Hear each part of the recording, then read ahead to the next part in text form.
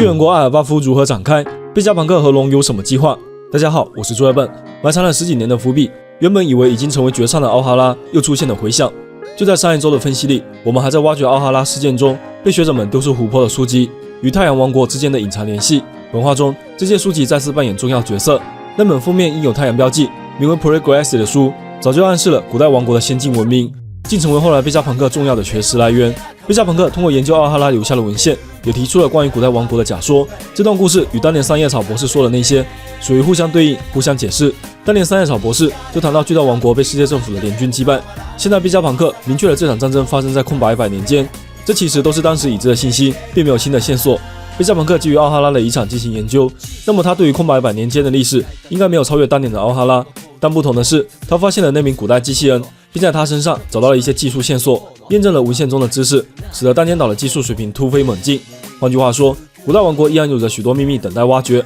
与其说1066话尾田再次挖出了奥哈拉的伏笔，不如说他将奥哈拉当年留下的几个谜团在本话中做了解释。计算下来，奥哈拉事件的结局产生了以下3个影响：罗宾的逃亡、萨乌罗的复活以及革命军的建立，他们都用不同的方式继承着奥哈拉的意志。第一个影响，罗宾的逃亡，其实已经随着主线故事显现。作为曾经奥哈拉唯一的幸存者，罗宾阅读古代文字的能力成为推动主线剧情发展的关键因素，并且也是路飞能够成为未来海贼王最重要的伙伴之一。第二个影响，萨乌罗的复活。当年在屠魔令的狂轰滥炸中，萨乌罗被亲自追上，直接冻结，亲自使用的招式名为冰冻时间胶囊，胶囊既有保存某物的含义。当时他在面对好友的灵魂拷问，又见到了被赤犬炸毁的避难船，内心深处产生了动摇，也许并没有下杀手。再联系到后来草帽一伙第一次遇见亲自，路飞和罗宾被冻结后，伙伴们硬是用热水将冰块融化，捡回一条命。亲自的这招冻结还真就没有干掉过谁，所以后来他对罗宾说的那句奥哈拉还没有灭亡，真的是充满深意。当时奥哈拉上燃起了大火，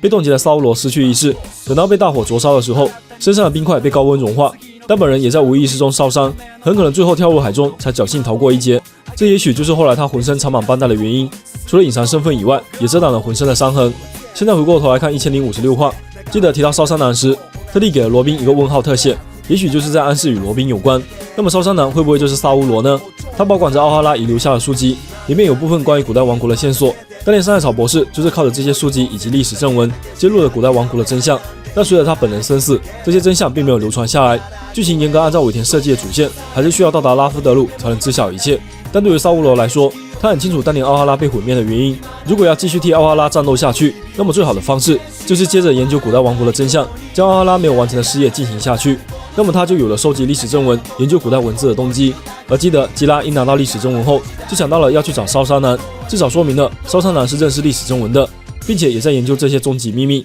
在这一点上，烧伤男和萨乌罗有着共通点。不过，萨乌罗当年获救，还遗留下一些 bug， 比如他当年是以什么方式离开奥哈拉，重返奥哈拉的这几个月时间，他又在艾尔巴夫做了什么？既然还活着，为什么这么多年没有去找罗宾？亲自当年在事后有没有其他行动？这些背后的隐情，也许就是新故事的开端。总的来说，烧伤男就是萨乌罗依然是个假设，还需要更多线索来支撑。但无论这个假设是否成立，萨乌罗还活着，并且奥哈拉的书籍也幸存下来，这个结果对剧情有着实质影响。不要忘了他的名字里也有 D。相信尾田安排这场回忆杀，并不只是想要赚走我们的眼泪，而是要推动剧情往阿尔巴夫发展。奥哈拉事件让巨人王国与考古学之岛产生了奇妙的因缘。从当时找到书籍的几个巨人身影来看，他们应该都是后来海尔丁新巨兵海贼团的成员，船长海尔丁、船医戈尔兹和厨师戈尔德巴古。奥哈拉事件发生在22年前，当时萨乌罗105岁，海尔丁59岁。萨乌罗应该是在巨人族中有一定的声誉，也是这群人的长辈，才可以成为他们的船长。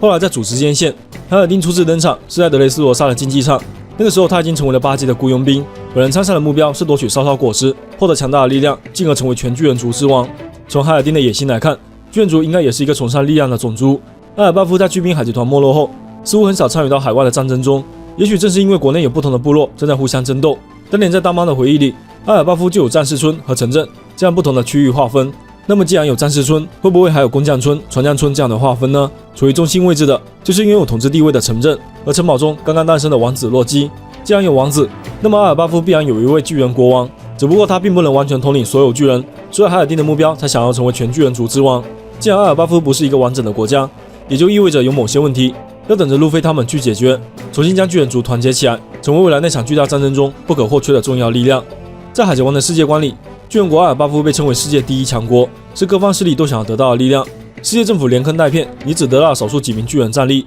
最后不得不下血本进行人体巨大化实验。在1065话出现的古代机器人，它的体型、外观也很明显就是模仿巨人族。巨人与力量这两个符号是有很紧密的关联的，但是从目前漫画中的几处线索来看，巨人族和阿尔巴夫除了军事力量以外，还掺着其他秘密，也是尾田不断在铺垫的。比如在漫画866话，我们曾见过阿尔巴夫的部分剪影，岛屿中心有着如同巨大树干一样的物体，在另一个分镜里，这个巨大物体的侧面从天空中垂下了几条奇怪的阴影，就如同穿过茂密树叶后洒下了光线。同样的表现手法也曾经出现在愚人岛的海之森，这似乎是某种巨大的树木，但联系到阿尔巴夫战士村，基本上都是木屋，意味着这片土地拥有独特且大量的木材资源。关于巨人国的分析，我们在今年3月那期巨人国猜想里详细盘点了漫画里有关巨人的所有线索，这里不再赘述，感兴趣的小伙伴可以翻翻看。这里只引用当时的一个结论：愚人岛海底的巨船诺亚正是由巨人族所打造，他们使用了宝树亚丹的材料，而这棵神奇的巨树就在阿尔巴夫。在夏利的预言中，路飞最后会毁灭愚人岛，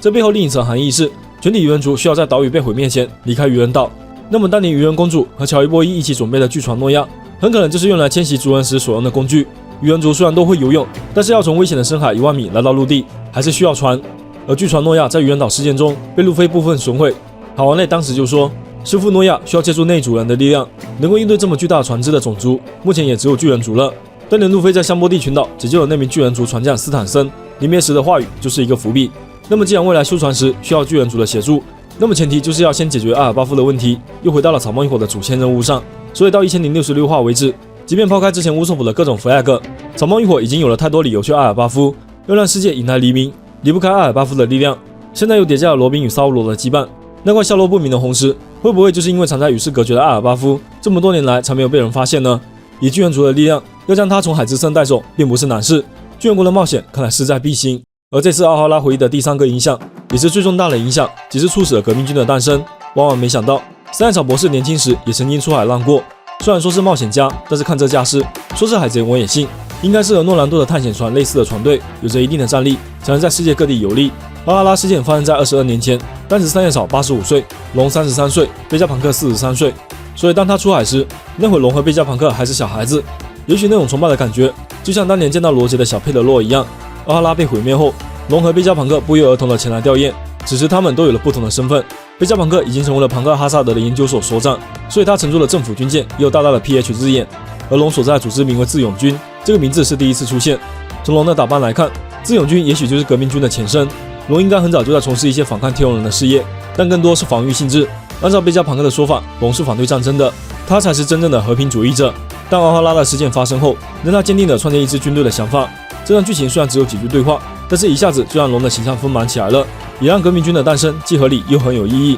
革命军创始3巨头也一并公布：门吉迪龙、阿波尼奥·伊万科夫以及巴索罗米熊。所以大雄并不仅仅是一名干部那么简单，他甚至可以说是龙和贝加庞克的伙伴。这就让他被贝加庞克改造一事变得更加反常和诡异。贝加庞克虽然为了研究经费，没有选择加入龙的行列，但他的立场显然是与革命军站在一起的。所以听完这个故事后，弗兰奇觉得脑袋要爆炸了。他不理解为什么贝加庞克要改造大雄，他们明明是同一阵营才对。这个矛盾应该也是大雄的秘密所在。这就不得不提到1066话，贝加庞克1号最后对草帽一伙说的那句话：有某个东西想要给他们看，会是奥哈拉遗留下的书本，还是古代王国的科技发明，亦或是最后一块红色路标？应该说这些可能性都存在。但是贝加庞克为了保密，不太可能在世界政府眼皮底下收藏奥哈拉的遗物。而古代王国的发明现在正在废料厂里，由贝加庞克本人亲自研究。如果剧情要往阿尔巴夫发展，那么这最后的红色路标应该不会这么轻易让草帽一伙得到。所以排除了这些选项后，其实还剩下另一种可能：大雄的秘密。登仙岛的冒险以波尼为起源，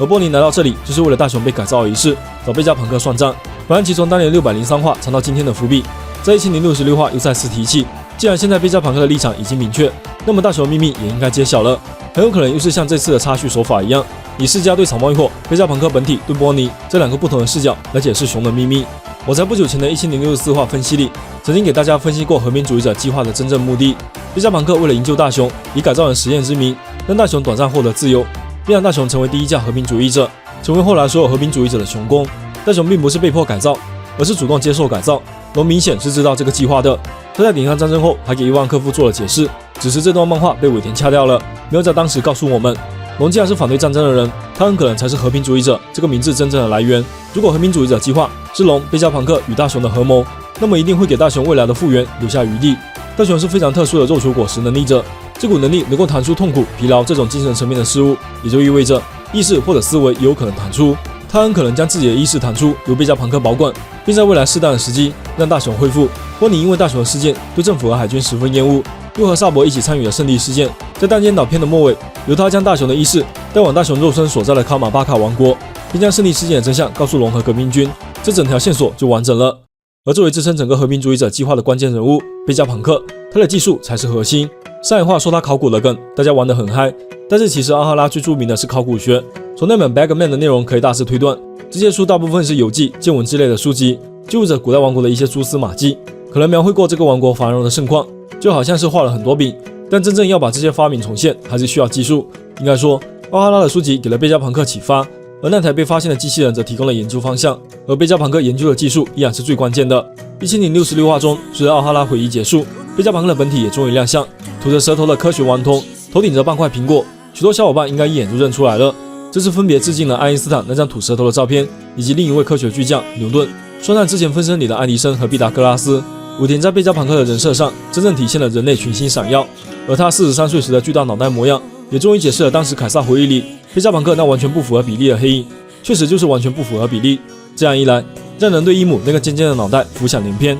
盘点一下海贼王中目前已出现过的大头角色，还是有不少的，比如出现在艾琳路腐叶故事里的宇宙海贼团，他们的海贼旗就是一个大头骷髅，船长也是一个头很大的角色。然后是海军本部草莓中将，有着惊为天人的发型，经常把自己的帽子顶到天际，看起来像一只鸵鸟。还有德雷斯罗萨篇出现的青椒，年轻时也拥有一个锥子般的尖头，被卡普一拳锤扁，后来又被路飞一拳还原。最后是不久前和之国篇出现的带着玉庭方众队长福禄寿，不过他这个高度跟贝加庞克比起来根本不值一提。估计有些海迷看到宇宙海贼团的标志与贝加庞克的大头后，会觉得贝加庞克来自外星球，他的智慧确实高得像外星文明，不过并没有依据证明贝加庞克用的是外星技术。巨大的脑袋应该是一种聪明的象征，尾田凸显这一点，应该还是呼应了贝加庞克的外号世界第一头脑，真的就是字面上的意思。按照龙的说法，他的脑袋似乎还会不断增长，也是在表达贝加庞克的智慧在不断增长。而在主时间线里，贝加庞克的脑袋已经缩小了很多，看起来跟正常人差不多。有不少小伙伴认为这是贝加庞克将自己的脑袋切片分给了不同分身，这其实也是爱因斯坦本人死后的遭遇，他的大脑被切片，被不同的研究机构收藏研究。应该说这个猜测是比较合理的。贝加庞克的6个分身各有一个代号，性格各异，功能各异，但是他们的感觉又是共通的，说明他们依然属于一个整体。不过当年他的脑袋那么大，平均分给几个分身好像还装不下，这又是怎么回事呢？其实大家不知道有没有注意过一个细节，单间岛实验室层的天花板写着 Punk Records，Record 是记录记载的意思。也许贝加庞克除了把自己的头脑分给了分身外，还有相当一部分被保管在了单间岛的研究室中，就像是一个机械主脑，成为研究所的一部分，算是一台超级计算机。而他本人则保留了正常体型，继续从事自己最感兴趣的实验，也就是本画我们看到的，他试图以瞬间移动的方式进入机器人内部，但是因为时空发生了扭曲，最后不小心卡在了机器人胸口，还爆发出了强大的能量。这段剧情其实有很多疑点。首先，人为什么可以卡在机器中？按照路飞的说法，那机器人是铁做的实体，并不是之前看到的那些全息投影。那么人体有可能和金属混在一起吗？同样诡异的技术还出现在研究所的大门，人可以自由穿行，但是通过后又会重新变回实体。所以这两处很可能是用到了同样的技术，一种能够混淆视觉和触觉判断的技术。也就意味着，大机器人现在虽然是实体，但它如果能够启动，也能拥有穿透的特性。这就是为什么路飞找不到驾驶室入口的原因，因为它本来就没有入口。有意思的是，新世界的故事一开始，路飞是在庞克哈萨德巨龙的身体上拔出了警卫门，这一次是在单间岛从古代机器人的身体上拔出了贝加庞克。这里面的对应不由得让人对巨龙和古代机器这两个概念浮想联翩，也许又是某种暗示。天龙人与龙这个元素的渊源，感兴趣的小伙伴可以翻翻之前1060话的分析。而贝加庞克此时正在研究的瞬移技术，估计因为自己是个大忙人，所以连走路的时间也想省去，才想到发明一个瞬间移动的装置。而这种空间传送能力也在不久前的黑屋子海贼团干部方奥卡身上出现过。遇见路飞之后，贝加庞克对他的到来表现出期待，现在立场已经明确，也许我们期待已久的草帽一伙技术升级不会太久了。法兰奇、山治、娜美、乌索普等等